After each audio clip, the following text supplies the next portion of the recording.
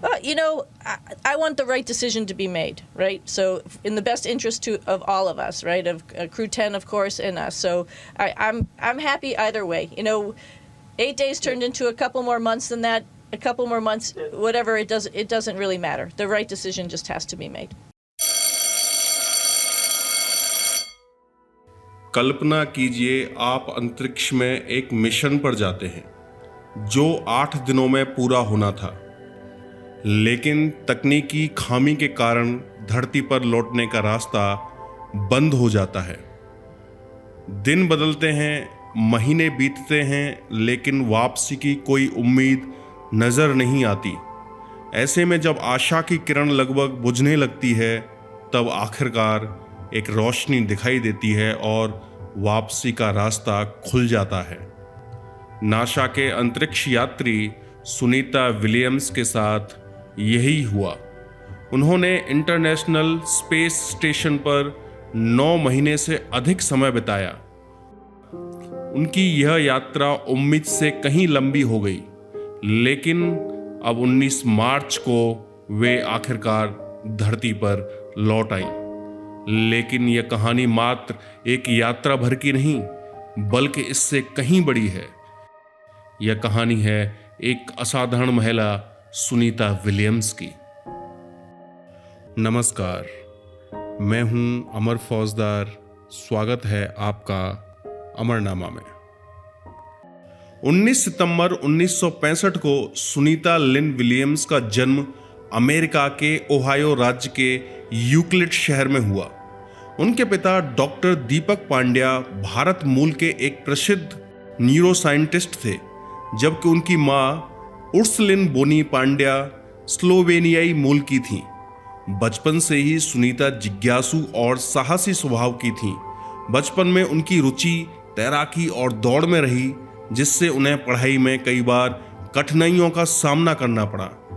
असफलताओं के बावजूद उन्होंने कभी हार नहीं मानी। उनके लिए मेहनत और लगन जन्मजात प्रतिभा से अधिक महत्वपूर्ण थी और यही सोच उनके अंतरिक्ष सफर की नींव बनी।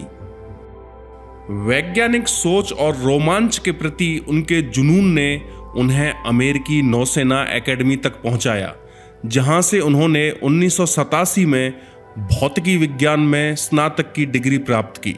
स्नातक के बाद वे अमेरिकी नौसेना में शामिल हुईं और एक हेलीकॉप्टर पायलट के रूप में ट्रेनिंग ली। 1993 में वे टेस्ट पायलट बनी और 30 से अधिक प्रकार के विमानों को उड़ाने का अनुभव हासिल किया।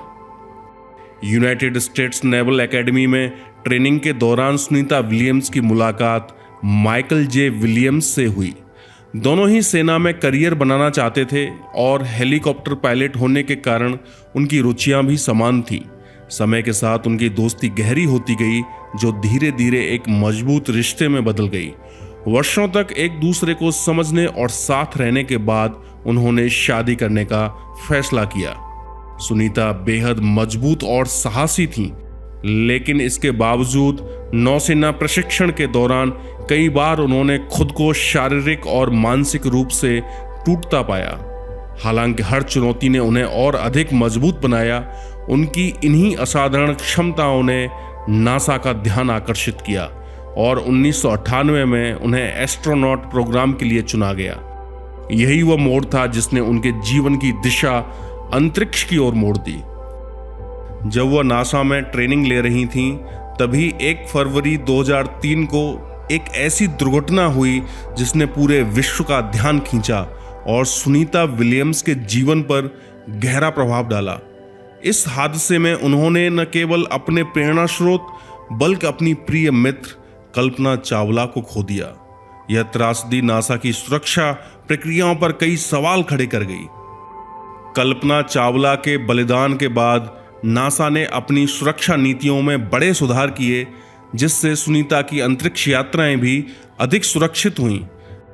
भारतीय विरासत साझा करने के कारण दोनों के बीच एक खास भावनात्मक जुड़ाव था। इस तरह कल्पना चावला की यादें और प्रेरणा सुनीता विलियम्स के पूरे सफर में हमेशा बनी रहीं।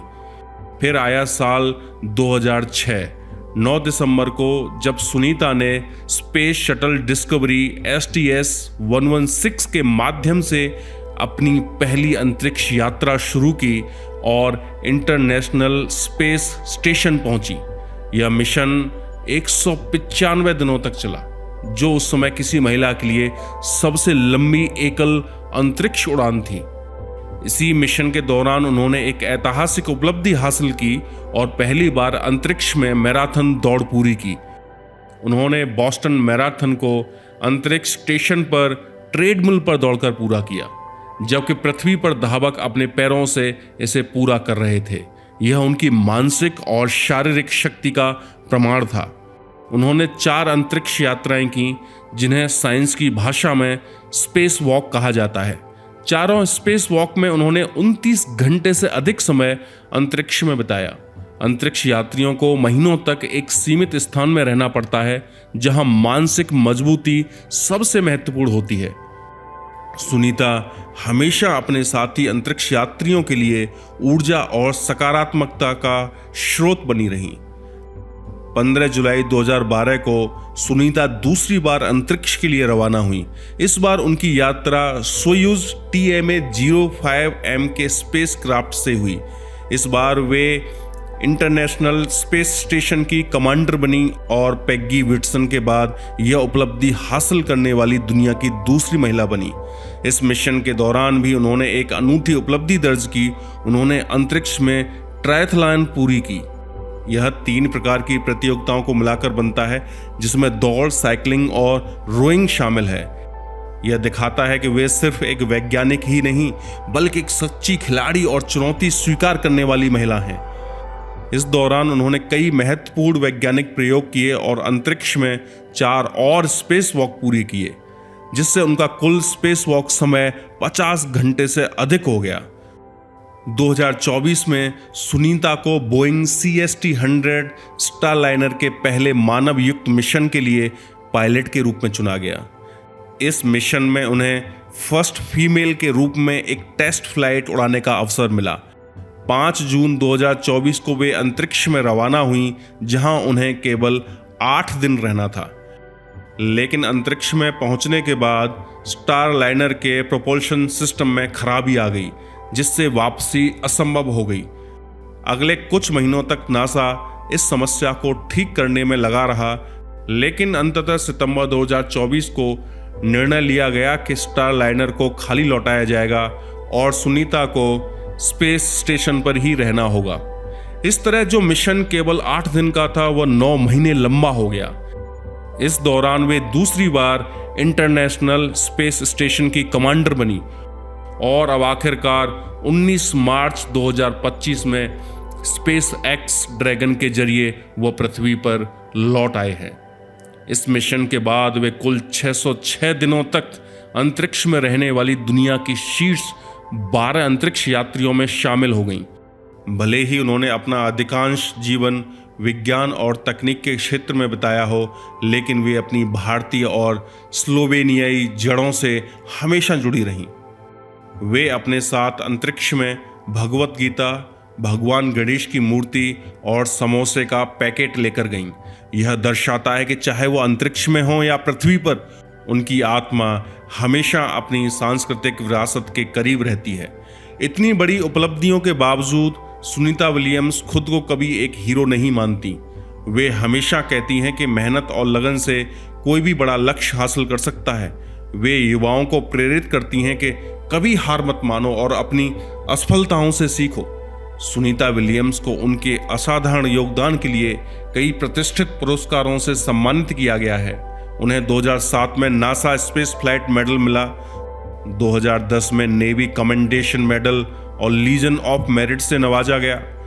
2008 में वह सरदार वल्लभ भाई पटेल विश्व प्रतिभा पुरस्कार प्राप्त करने वाली पहली भारतीय मूल की महिला बनी।